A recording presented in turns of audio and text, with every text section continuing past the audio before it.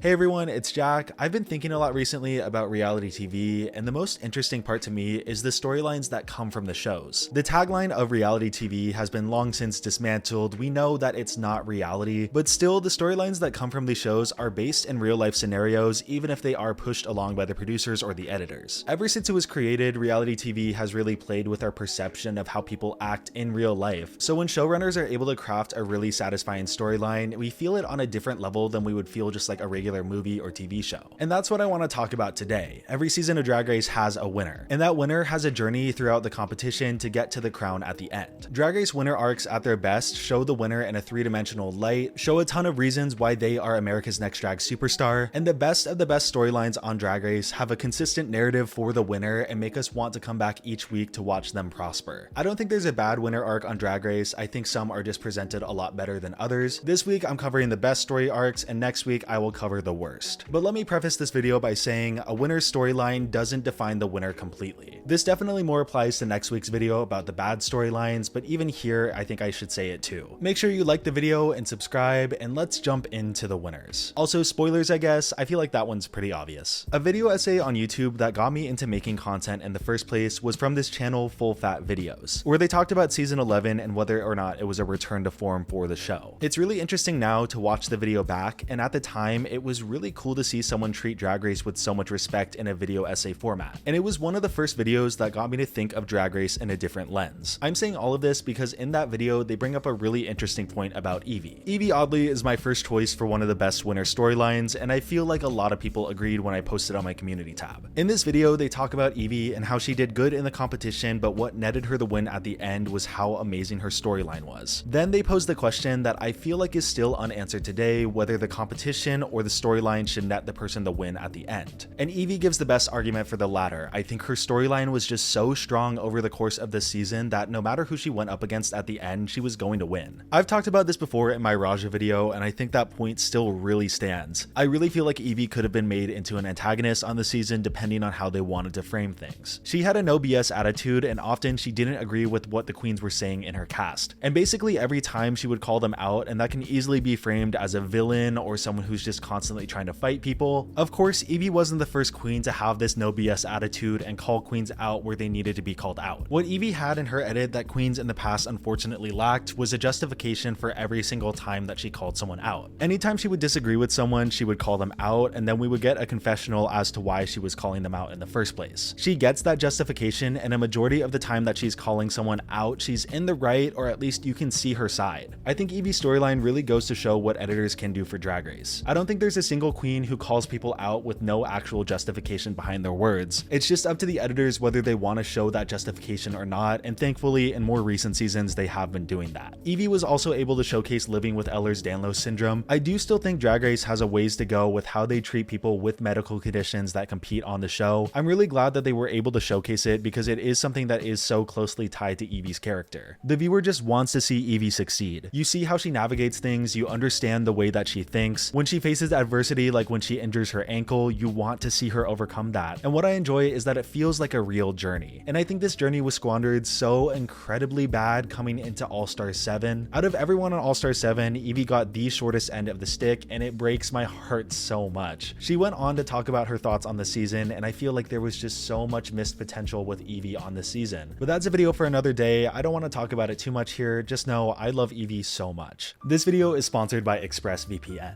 ExpressVPN is a virtual private network that helps you browse the internet safely while watching your favorite shows at the same time. I live in the US, and when I want to watch US seasons of Drag Race, I normally can't on platforms like WoW Presents Plus. However, when I use ExpressVPN, in just a couple clicks, I can switch my country over to something like Iceland, and boom, the entire franchise is up for grabs. And this is the same on other platforms like Netflix. Everything Everywhere, Studio Ghibli movies, The Office, Parasite, properties that I love that I can't watch without ExpressVPN. Streaming without ExpressVPN is like renting a house, but you only really have access to the living room. ExpressVPN serves as the key to unlock all the other rooms and give you the options to, roam anywhere. Not to mention, ExpressVPN protects your data, especially when browsing things on public Wi-Fi, which I personally do a lot on my college campus, when I go to coffee shops to study, or when I'm traveling at the airport. Go to expressvpn.com/JackFed and get an extra 3 months of ExpressVPN for free. It's a great deal, and I highly recommend it if you want to maximize your streaming opportunities. And now let's get back to the video. I think we can get the most popular pick out of the way for who has the best winner storyline, Jinkx Monsoon on season 5. I've always wanted to do a video on Jinkx's journey in season 5, but it's almost to the point where everyone understands how flawless of an edit this is. It's the perfect beginning, middle, and end to anyone who's been on a reality show. We're introduced to Jinkx as a quirky character, and slowly over the course of the competition, she picks up a ton of steam. But she's never on camera too much to the point where it's extremely obvious that she's gonna take it. They showcase just enough at the very end to make you think, oh yeah, she deserves it, and it would just make the most satisfying ending to the season. I think what helps really drive home Jinkx in this season is the fact that there's so many other big personalities on screen. There are so many moving parts like Alyssa versus Coco, Rolaska Talks, a ton of big characters who honestly all have a shot at the crown. And because everyone in the room exudes so much confidence, it made it really easy to frame Jinkx as this underdog competitor. She did extremely well in the competition for weeks and weeks in a row, but the entire time she's underestimated by everyone, or at least that's how they tell it. Coco and Alyssa took up the majority of the first half of the season, and then once they lip synced, their storyline was basically done. In the episode right before Coco and Alyssa cap off their storyline, the Jinkx and Roxy feud really starts to pick up. Rolaska Talks over the course of the season was shown to be such tough competition. They each had at least one win alongside Jinkx, and at this point in the Drag Race history, a top 3 was the most common finale grouping. And lo and behold, Rolaska Talks, Roxy, Detox, oh my god, that's 3 of them! I think in their head, this alliance that they had would get them to the end, and Michelle even clocked it in the last episode. And so to leave Jinkx in the competition basically alone right after Yvie left, it's putting this storyline on her that she's going up against this huge competition and it's going to be an uphill battle for her. But once she slays one of the heads right at the end and makes it into the top 3, you're just excited and you're like, oh my god, she can really win this. Even though when you look at her performance in the competition, it was pretty clear that she was doing great from the start. The only thing that was really tripping her up were the runways, but even then that storyline was pretty much capped off. It was kind of unraveled a little bit when she was put into the bottom for the ball, but I think they were looking past that at that point. It didn't really matter. There's a reason that if any of my friends want to get into Drag Race, I show them season 5. Amazing cast, amazing drama, so many of the jokes still hold up, and Jinkx's storyline is so satisfying. I mean, who doesn't want to root for an underdog? Even if Jinkx has gone on record to say that the underdog storyline wasn't nearly as bad as they were depicting, like I said, we're basically judging characters on a TV show. And it's also really interesting to see basically a reverse of what happened on season 5 happen in All-Star 7. Jinkx going from a quirky little underdog to the powerhouse in the competition who is the constant threat who needs to be blocked, it definitely feels correct. I'm cheating on these next 2 picks because one is a winner, but their winner storyline wasn't them winning the whole show, and the other I think had a really weird storyline over the course of the season, but the last couple episodes I really enjoyed. And it's funny because they're both related to Jinkx in some way. Let's first talk about Alaska on All Stars 2. Outside of Jeremy's villain storyline, there's not a lot of other storylines on All Stars 2. It more feels like we're watching these powerhouses come back to the competition and see how they react to the new format. And it was basically one of the only times that this could happen, and I think it was done the best here. They're presented the format, and then week in and week out, they're making decisions based on all of these previous decisions that were made. The only other storyline that's there in the background up until the last episode is the protection and alliance of Rolaska Talks once again. And at the center of the storyline is Alaska, who over the course of the competition really dominated it. Some say she was favored. I definitely see where they're coming from, but I do think a lot of her wins were really justified. But outside of dominating the competition and saving her sisters, there wasn't a lot to do with Alaska's storyline, and it was rumored that she was aware of that, so come the makeover, she has the Alaskan meltdown. I need to.